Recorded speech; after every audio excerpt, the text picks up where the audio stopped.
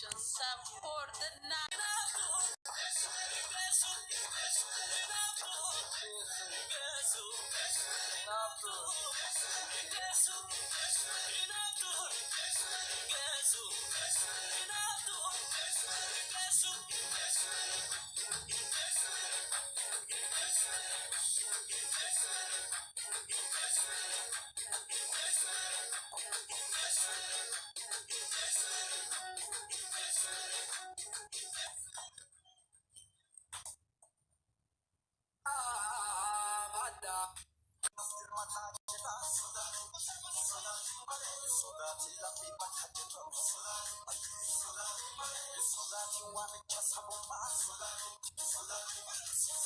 Garbi sagalee sagisan waraabin tureeyyu yoo dheeraa waan ta'eef naa gadhiifamu dida. Innaa kanaaf dhiifama guddanaa godhate bakka osoo dhiisne maaliif isas muuxaxat keessa gochaa jira. ምክንያቱም የኦሮሞ ጀግናራች ይላል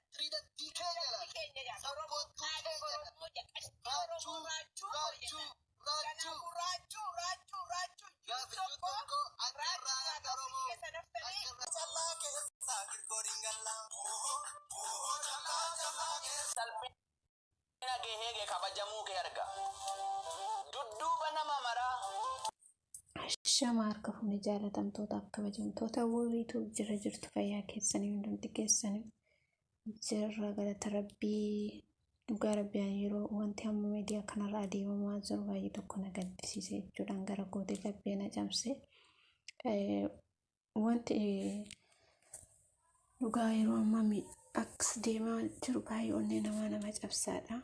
Maraachuun mush nama tokko bicha waliin jira dhugaa rabbii inni garuu kutaa waliin qoodu sabaa waliin qoodu saba ofiitiif dhaabbachuu malee saba ofiitiif birmachuu malee saba kiyyaaf qaaliidha jechuu malee dhugaa rabbii jechuudha maaltu taanaan garuu akkana irra duulamu nama raachuu bara nama tokko bichaa miti kan taphachiisu sabaaf sablammii milee hinatu jira amshii raachuu keenya sitti dhagahame maaltu fide akkasuma immoo haadha isaa gadi garagalchitanii obboleettii isaa gadi garagalchitanii haati isaa maalis hin goote dhugaa rabbii jechuudha namni kamuu haadha qabaa miti akkamitti haadha fi akkas godhan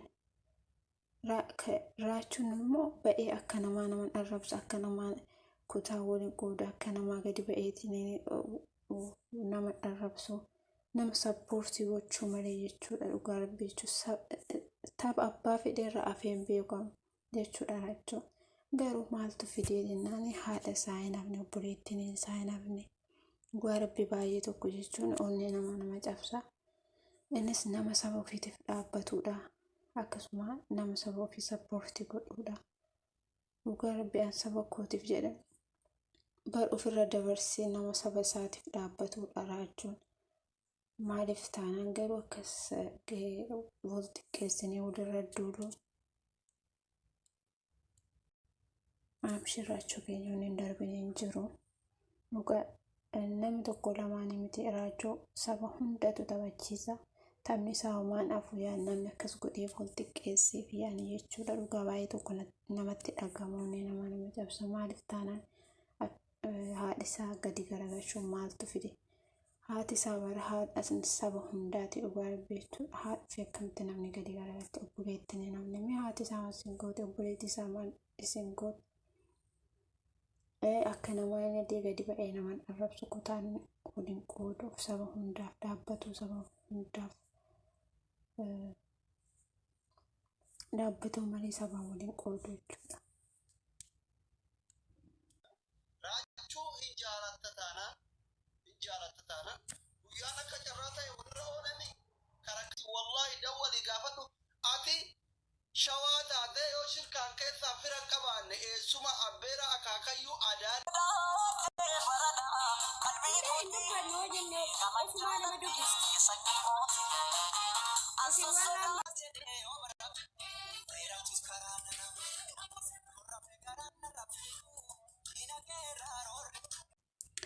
Amshiraachuu keenya dhugaa rabbii yaani ummata gargaaruun akkuma jirutti ta'ee tapha raachuu fi ummata maaltu walitti fide maal duraan jechuun yaani yeroo taphni jiru saballee gargaaraatiin tapha namni kamuu taphachaa turedha garuu hala maaliif taana raachuu irratti duulamu sabni illee bara inni gargaarama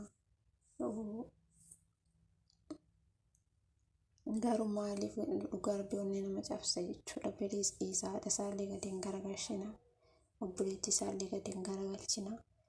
Sabni wanta as keessa raachuu fidee fi saba gargaaruu wanti as keessa fideetiin kan isarratti duultaniif hin jiru. Mee amma fakkeenyaatti Uksaa Hamzaan isiin qaba, inni isiin qaba waan ta'eef saba gargaaruun akkuma jirutti ta'ee garuu isarratti illee duuluun akka kan haadha isaa gadi garagalchuun dhugaa rabbii baay'ee tokko inni nama cabsa jechuudha. Raachuun nama tokko miti kan taphachiisu sabaaf sablammii hedduu taphachiisa taphni raachuun hafu garuu inni nama cabsa. Dhugaa rabbii nama saba isaaf dhaabbatudha inni. Raachuun taphatee fi barri uummanni gargaaramuu hin dhiisu yaani akkuma hin gargaara uummata keenyas. Garuu raachuun taphatee homaa gargaarsi uummata keenyaallee hin hafu jechuudha.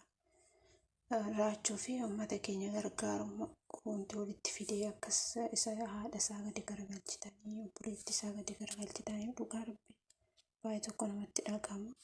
Raachuu kan taphachiisu sabaaf sablammii hedduudha waan nama tokko bichaa miti. Amshee raachuu keenya isiniin jechuun jaalladha dhugaa baay'ee tokko yaani namni haadha ofii qabu akkas haadha isaa gadi hin garagalchu, haadha ofii gadi hin garagalchanii haati isaa wanta nama goote hin jirtu osoo dhiifne jechuu barbaadeeti. Namni haadha qabu garuu akkas nama haadha gadi garagalchanii mataa maaltu fide obboleettii gadi garagalchanii bilis dhiisaa dhugaa rabbii baay'ee onnee nama cabsa haadha ofii gadi garagalchuu jechuun haati isaa bara haadha saba hundaati. Ana akkasii isiniin jechuu jaalladha hordoftoota kiyya. Raachuun geemii taphatee fi wanti saba gargaaramu hin hafu jechuudha. Saba sima gargaaraa jirra. Raachuun immoo taphni isaa akkasuma itti fufaa sabaaf sablammii hedduu waliin jira waan ta'eef garuu osoo dhiifne haadha isaa gadi garagalchuu, obboleettii gadi garagalchuu, isa gaggaragalchuu akkasii isiniin jedha. Warri immoo mana kiyyaa faaraa taatan piliis sabskiraayib laayikii gochuu hin dagatinaa isiniin jechuu jaalladha. Walirratti duuluu haa dhiisnu saba keenyaa dhugaa rabbii.